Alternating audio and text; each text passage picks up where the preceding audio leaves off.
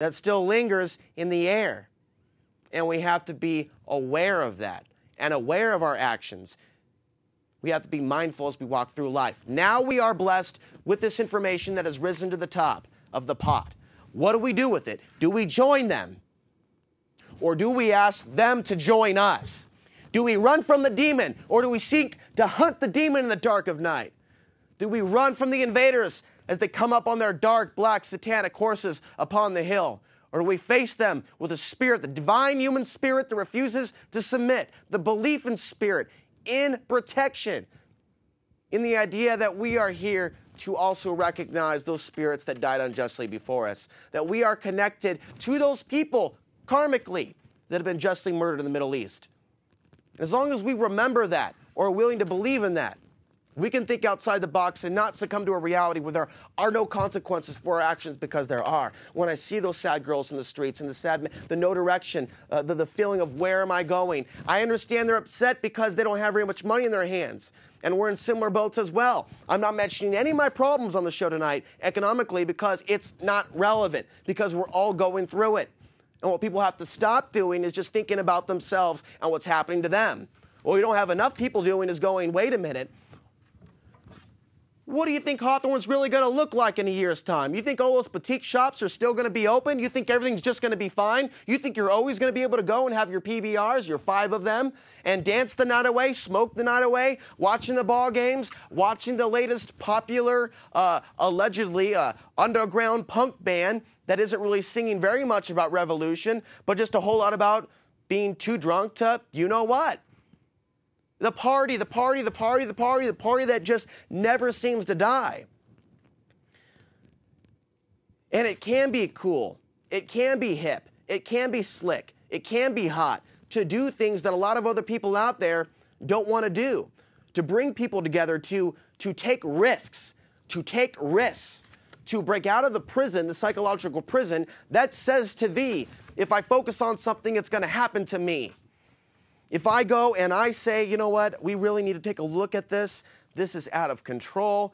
We might want to have some extra food. We might want to know how to work with our hands. We might want to know a few of our neighbors. If you allow yourself to say, if I were to do those things, I'm going to bring something bad to me.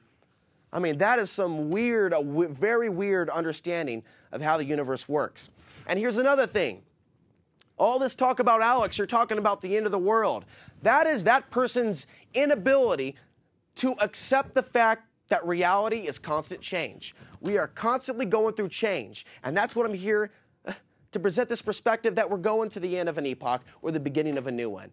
And the culmination of all these things together means that we ourselves are also changing as the world changes. We are moving into a new world. Hopefully we can get there without having a goddamn new world order.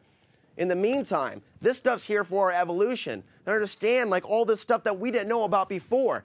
This stuff that needs to be cleaned out, bad energy that needs to be cleansed so we can move forward and heal from the wounds that are still there. Those wounds are still here. We still have not healed from the past. You know this is going on. You know more and more of your friends are turning into drunks. You know you don't know, some of you, where you're going to be working next year. You know these things are happening. And at some point, those things that people used to be able to escape into, the LeBron James and this girl that got pulled over for the DUI, and this going on with this ball star, and this going on with this football star, and this is what Mel Gibson said, and this is what Charlie Sheen did, and this is what Paris Hilton did, and this is what they did. I mean, none of that stuff means anything. But just the very fact that some people have the time for that type of energy just goes to show you what a dire situation, dire straits we're in, because we need a greater level of education and awareness as to what is going on in our environment, in our immediate habitat. We have to understand the systems of control that enslave us, that manipulate our economy. We need to understand those corrupt aspects of the environmental movement that are completely ignoring and overlooking and neglecting, lying by omission, to talk about Monsanto and what that is doing to our ecosystem, or corrects it, what that is doing to the waters, which the government has okayed. Our own government, our own green new government, with a farm on the White House, the little organic garden rather in the White House. Michelle Obama and the kids and the flowers. Yet Corexic is being used in the Gulf, which is killing wildlife right now, and it is potentially going to be affecting millions of Americans in the Gulf if we have major tornadoes, hurricanes rather, take these toxins, these dispersants, as well as oil and other things, onto the continent of the United States. Methane I haven't even mentioned yet, but I don't believe in being hysterical and just looking for things to be worried about, but it's the awareness, the culmination of so many different things at once, the omission of the fact that we also have methane bubbles, methane leaks as well in the seaboard of the ocean, in places where some of these robots cannot really get into and really fix the problem.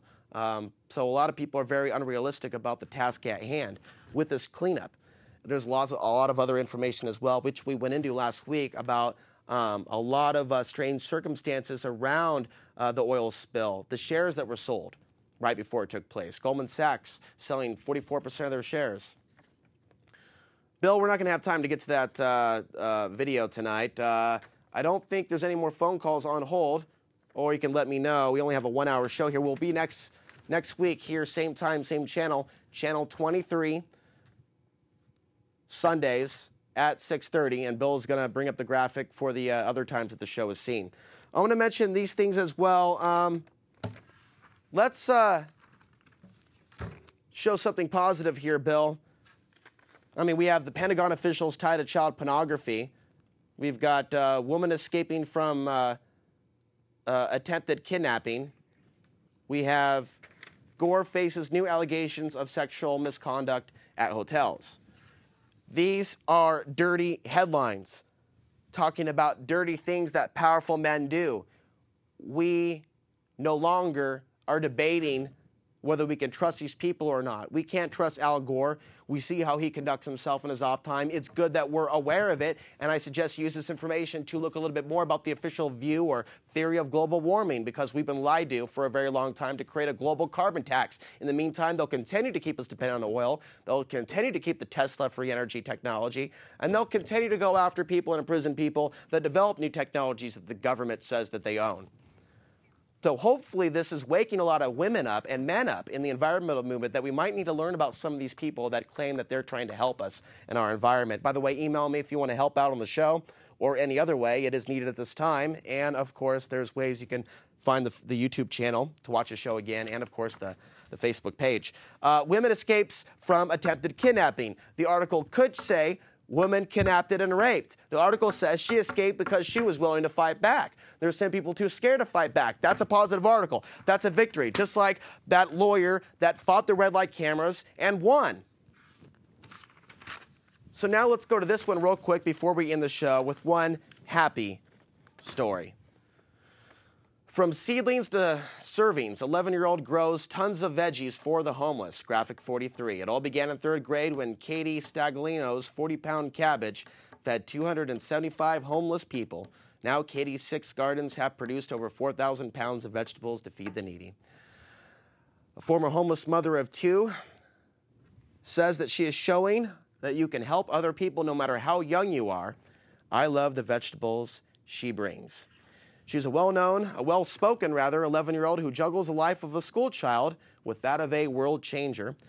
Locals Linda and Bob Baker, golf professionals with 41 acres of farmland, set aside a rutted dirt road on the outskirts of Somerville. She gave Katie some acreage for a garden. Bob lugged his John Deere tractor, bring up graphic 45, to Katie's school to till the soil and taught Katie how to drive the machine, says Bob. It makes you feel so good to see somebody that young with that amount of compassion step in there and really make a difference. We'll just leave the graphic up for now and roll the credits tonight, folks. It definitely brings you inspiration when you learn about the next generation that still has a heartbeat, that still has a conscience.